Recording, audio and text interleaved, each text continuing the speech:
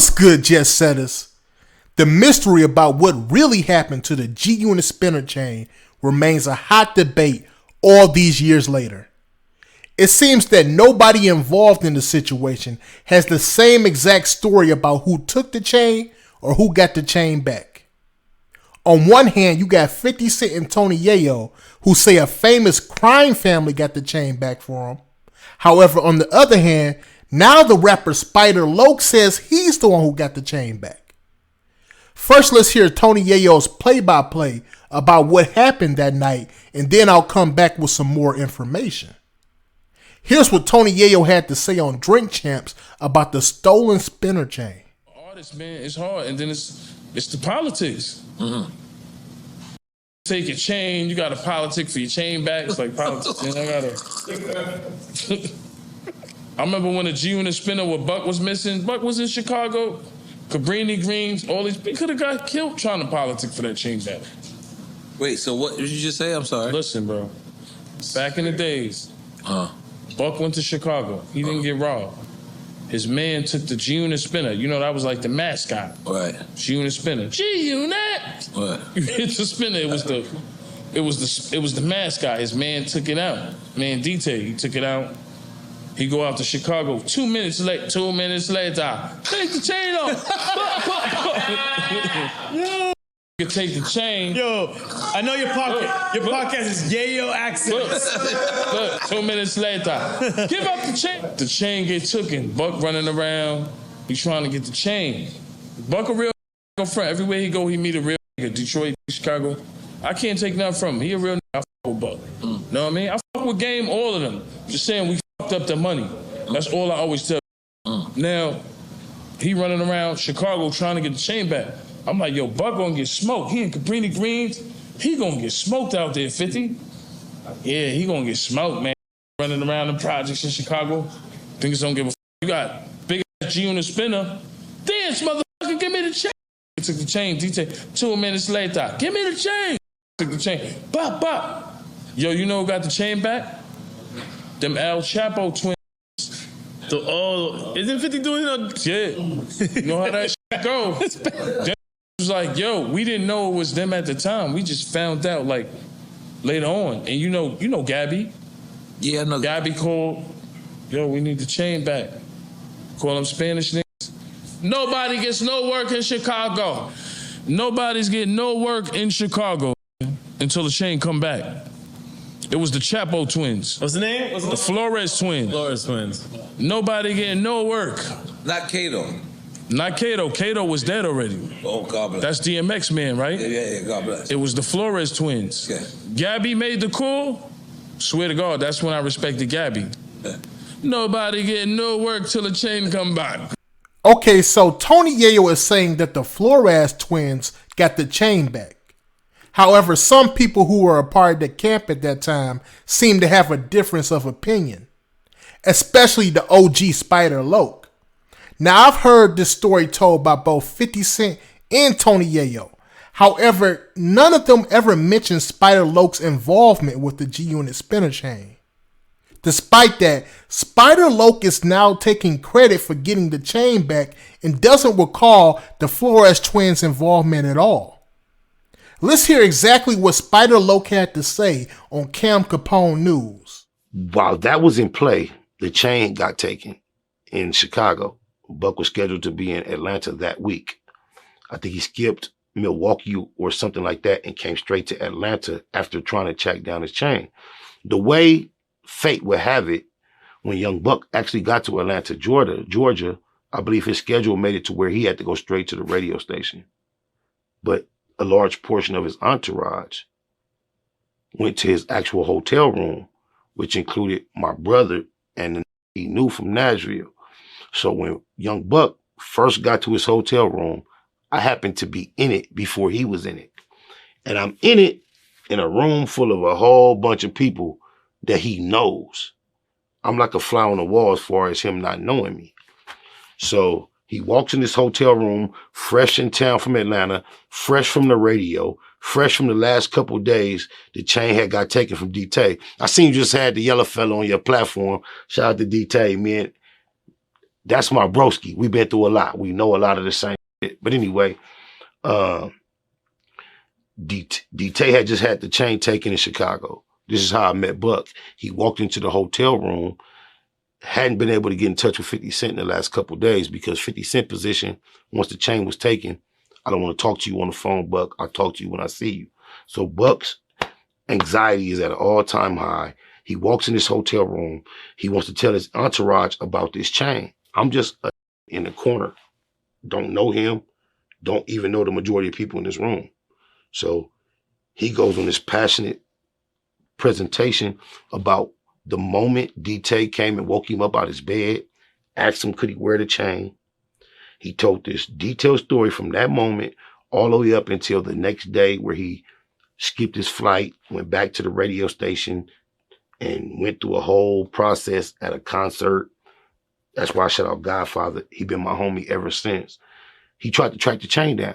So in the process of him telling this story to his homeboys and his road management team, I'm sitting in the corner listening, and out of nowhere, a cappella, I just start drowning him out rapping. This is how I met Young Buck. Once he heard what happened, once I did the rap, I rapped until I hadn't reached my capacity of memorized rhymes. I was still rapping. He stopped me, he interrupted me, saying things, and I quote, "Oh, what the them is just words. Everybody know the same words. How you moving with words like that? Everybody be on me with that pocket. Dad, you got it. I can't believe you ain't got no situation.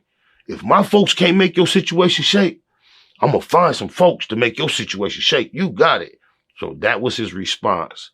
And based on Young Buck at that time was affiliated with the level of the game he was, that was the level of relief I had at that moment. Like, okay, I didn't convince this dude of this, that.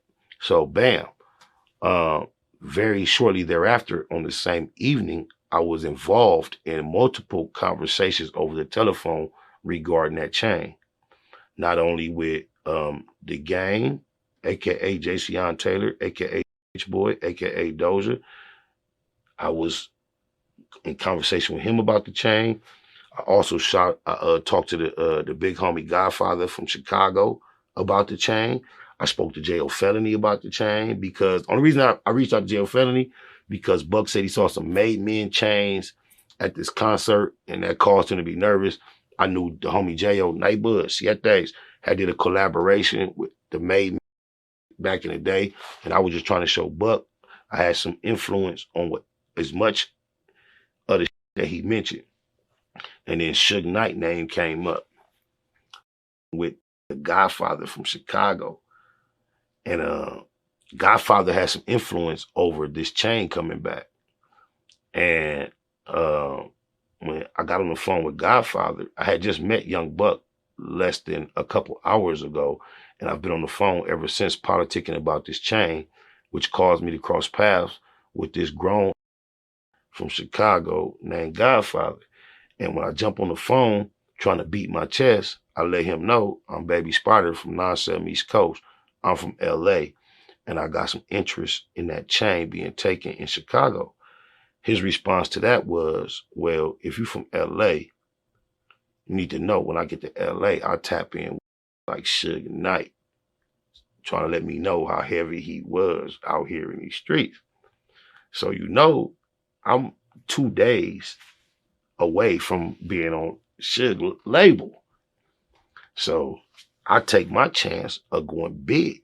Even though I'm on the ops team now, I took my chance telling him with extras on it, well, if you tap in with Suge Knight, ask him about Baby Spider from 97th Street, wooty, wooty, wooty, wooty, wooty, wooty, wooty, woo, woo. I put extras on it.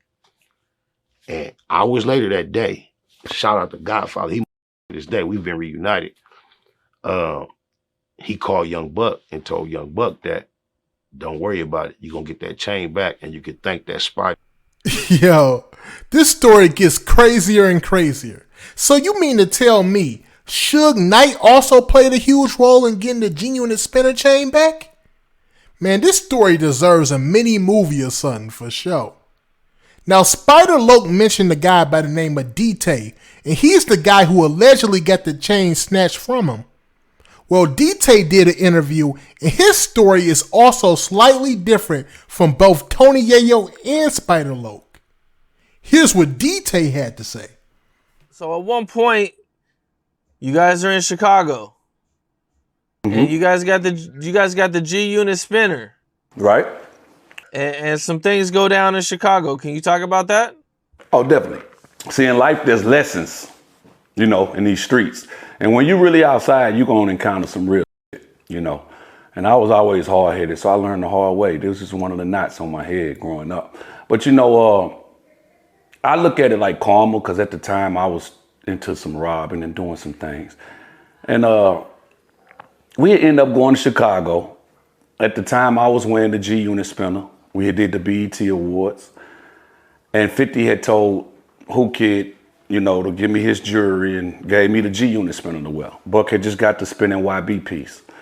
So we both had spinning pieces at the time, but I'm wearing the spinner. We were just supposed to be doing a radio promo in that city. They actually had said we wasn't supposed to go out just to do the radio and go back to the hotel. Well, I had never been to Chicago, so I wanted to get out. And one of our guys that was with us, rest in peace to Manny, his people was from Chicago. So his cousin had came up to the hotel and was like, "What y'all doing tonight? Y'all ain't getting out?" So Manny always kept his blick on him. So I asked him, did he have his blick? And he was like, "Yeah, I'm good. I'm strapped." So I was like, "All right, we're going to get out then." And I said, "But we got to try to get that." The G Unit chain was on Buck's table in his room at the time. I'm always doing shit, Capone. So the G Unit chain is on his table. I ended up, I guess he had a company upstairs at that hotel or something. She called his name. He went upstairs. I grabbed the chain. We went out the door. We ended up going out, riding around looking for somewhere to go. I'm not knowing where we at, So we ended up, from what I'm hearing, pulling somewhere around Caprina Greens. And ended up pulling up in front of the club. There was so many people outside that I wouldn't have thought that it would have happened like it did. When we pulled up, I was out the window in the club. One of the security guards at the club was in the door, and he knew we was in the city. So he was like, "Oh, okay, G Unit, like y'all good. Come on, y'all good." You know what I'm saying? I'll let y'all on in. So I told my guy to pull over a little bit right there, slick in front of the club on the side. So we could just get out and chill for a minute before we went in.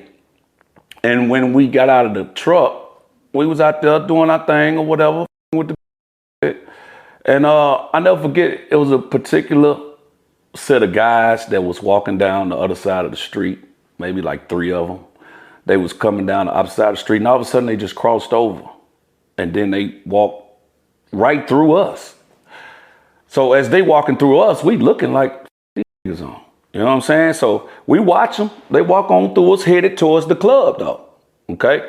So we didn't think too much about it. We watched them, and they went on and walked. Then they walked on around the corner. They didn't go in the club. They walked on around the corner. Well, when they walked around the corner, so many people outside, we weren't thinking nothing of it. So we turned back around and start chopping it up with people or whatever. So all I remember is a gunshot.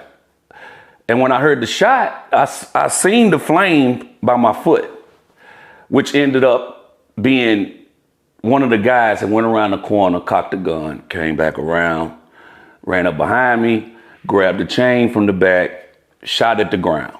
Now he's got his hand on my piece back here and shooting at the ground saying, "Give me that." Now when he's saying that, I heard that and I seen a flame. So I immediately grabbed my chain like, nah, like, what's going on? So he's saying, "Give me that." He done shot one time. When he shot, my nigga Manny shot. Okay, so it was like a boom. Then Manny shot, boom. Then he shot again, boom. But when he shot again, I seen the barrel. And when I seen the barrel, they're about that long, Paul. So I know what I do. Man, you can have this. You feel what I'm saying? I flicked the necklace on off. He grabbed the necklace, and my guy Manny shot again, and he ran up the street. But Manny's gun had jammed. So he ended up running up the street with the chain. You know what I'm saying? I end up flicking the chain. Now, if he would have just showed me that big mother first, we wouldn't have had to go through all that. You feel what I'm saying? Because I would have just gave it to him. You did.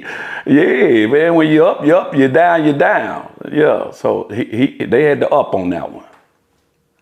Well, I had no business out there, man. Medley, we weren't even supposed to be out there. It's like 3 a.m. But I'm from the streets, so you know we go to the club, to the hood spots in Nashville.